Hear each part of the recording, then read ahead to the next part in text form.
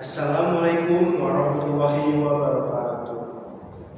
Yang terhormat Bapak Ibu dosen pembimbing dan yang terhormat Bapak Ibu dosen penguji dan rekan-rekan sekalian yang saya hormati.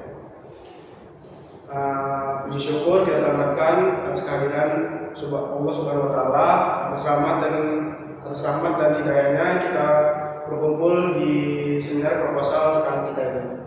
Sebelumnya, perkenalkan, nama saya Rizka Mahendra Ziba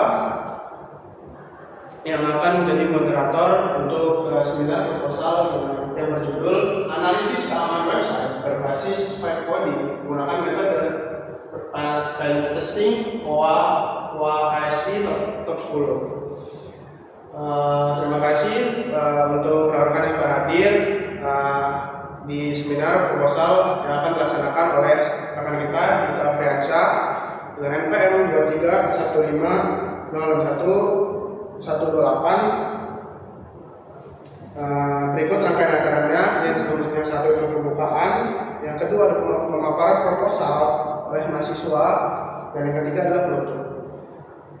Untuk mempersingkat waktu, kepada saudara Dita Friansyah, atas waktunya saya persilakan.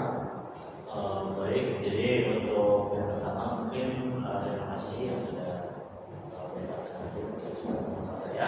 Dimana langsung mulai saja. Untuk judul dari seminar proposal saya adalah analisis keamanan website berbasis Vibe Coding menggunakan metode testing OA-ASP. Oke, jadi untuk yang pertama itu di sini ada asal penelitian di mana paradigma Vibe Coding memanfaatkan LLM seperti kita pilot, terus ada anti-gravity dan juga ada ChatGPT, kursor dan lain-lain. Jadi untuk hasil pemeriksaan instan melalui bahasa yang bahasa yang alami meskipun bercepat siklusnya. Jadi intinya adalah Vibe Coding itu hal yang dilakukan AI.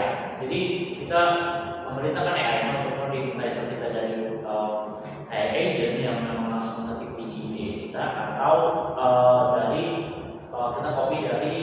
kita copy paste dari chat bersama AI-nya.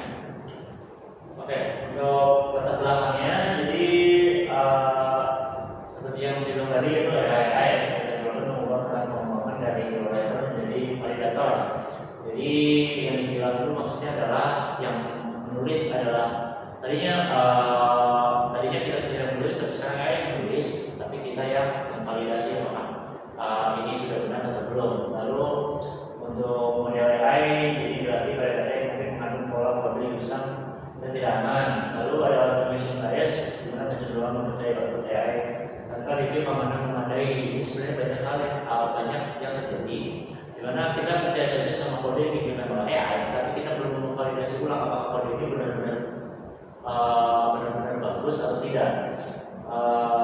Dan untuk studi Fisk et al. Di 2022 menunjukkan bahwa 40% kode dari Copilot mengandung kerentanan.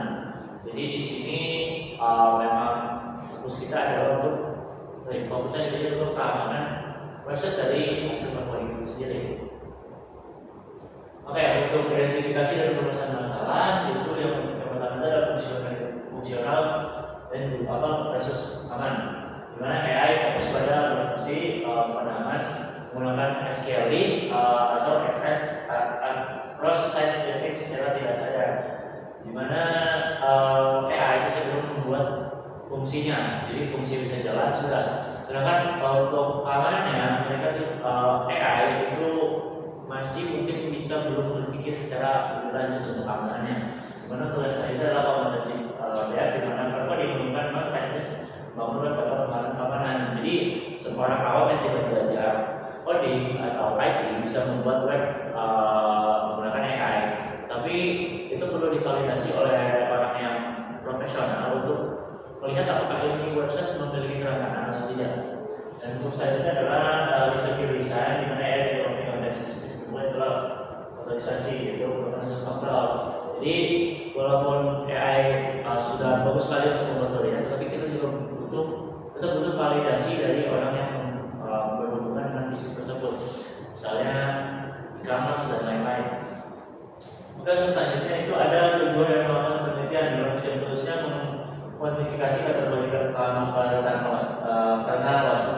yang sering dominan, lalu mengukur perkembangan kompetensi teknis dan kualitas program engineering, lalu mengevaluasi efektivitas integritas SIS tools dan dalam workflow productivity. Menurut tujuan khusus itu yaitu validasi apakah ini sebenarnya website dari AI itu apakah aman atau tidak.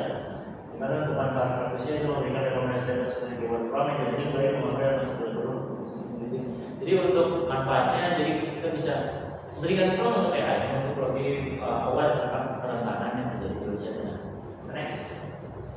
Oke, di sini ada kedua yaitu konsep coding, di mana coding itu tulisan kode AI semata dengan 5 dan situs alami yang paling best. Oke, jadi sebenarnya kata 5 coding itu berisi dari kata 5 punya coding yaitu vibing, yang berarti bersantai, nggak bisa coding, tapi sebenarnya lebih ke bersantai dan coding. Dimana coding itu dilakukan oleh AI dan kita sebagai prompter itu akan memvalidasi ulang manusia. Jadi tetap seperti conversation santai antara teknisi dan juga QA, dimana kita menjadi QA-nya dan AI itu teknisi atau programmernya. Oke, lanjut. Oke, untuk software standar keamanan web yang digunakan di sini, kalau ini semua software ini dimana satu itu performance control, analog metode failure, analogi injection seperti SQL injection dan proses scripting dan lain-lain. Juga ada A04 itu executive design, lalu ada A05 itu security misconfiguration. Ini adalah security atau keamanan yang salah pada pemilihan atau pengaturan sistemnya. Lalu untuk bagaimana vulnerable dan error komponen. Jadi kita lihat apakah web ini sudah ada terlebih dahulu dan apakah sudah ada tools yang bisa membobolnya. Dan itu maksudnya tadi apakah yang dipakai itu teknologi lama untuk webnya. Lalu ada out values, lalu user values, lalu software data, data integrity value, login monitoring value, dan server side request foreign-key atau SSL. Dan untuk selanjutnya di sini untuk bab 3 yaitu metode penelitiannya dimana dengan campuran. Yaitu untuk sampelnya saya ada 15 website coding dan 80 mahasiswa lomba. Jadi menunjukkan 80 mahasiswa yang menghasilkan 15 website yang menggunakan coding, menggunakan web coding. Untuk teknisnya itu untuk testingnya menggunakan SZIP, ada khusus juga untuk injection, lalu ada SQLnet, juga SAST. Lalu untuk surveinya itu menggunakan sistem seperti biasa untuk variable kompetensi. Oke, next. Nextnya tahapan dan penelitian. Jadi tahap 1 persiapan dan studi literatur. Jadi tahap 1 ini masih mencari informasi tentang metodologinya dan lain-lain. Lalu ada tahap 2 yang sudah rekrutmen sampel, di mana tahap 2 ini analisis dan juga sudah mulai masuk ke rekrutmen sampel dan mencari 80 mahasiswa tadi. Lalu tahap 3 kemudian dan validasi itu sudah titik di mana website sudah ada, jadi produk sudah ada dan divalidasi untuk keberlanjutan penelitian. Lalu untuk tahap 4 itu analisis laporan dan finansial. Di sini untuk tahap terakhir untuk penyisian metodologi proposal. Metodologinya. Keempat itu prediksi hasil. Jadi untuk prediksinya di sini sebelum video smart fix itu 90%, kurang kontrol 80% dan injection 50%. Ini adalah prediksi yang akan terjadi di penelitian ini, di mana jika semua sudah kita tes, mungkin prediksinya akan terjadi ini, di mana kualitas parameter dari berpengaruh positif 30-50% dan setelah ada keamanan pada jika seperti yang disebutkan. Next.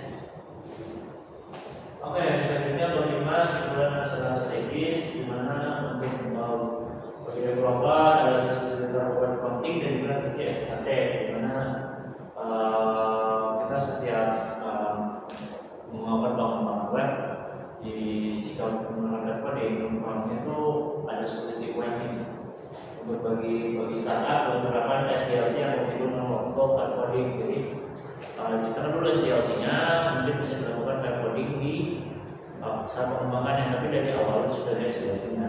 Lalu bagi institusi sudah pengembangan AI dan ya, jadi ini adalah edukasi ya untuk institusi untuk prompting yang benar supaya security aware saja.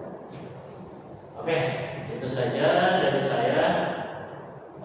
Terima kasih, saya kembalikan ke moderator.